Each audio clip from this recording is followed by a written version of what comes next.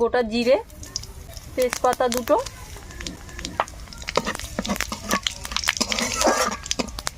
এবার কেটে রাখা পেঁয়াজ দিয়ে দেবো। পেঁয়াজগুলো ভালো করে ভেজে নিলাম। এবার বেটে রাখা মশলা দিয়ে দেবো। এখানে আদা, রসুন আর কাঁচা লঙ্কা একসঙ্গে বেটে নিয়েছি, দিয়ে দেবো।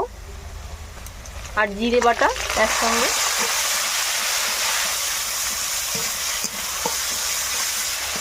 ভালো করে মশলাগুলো আমি কষিয়ে নেব।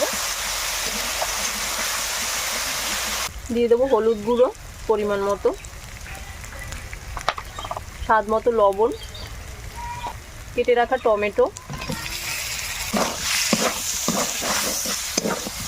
দিয়ে দেবো একটু শুকনো লঙ্কার গুঁড়ো, খুব বেশি দেবো না, অল্প করেই দিলাম। এবার জল দিয়ে মশলা ভালো করে কষিয়ে নেব।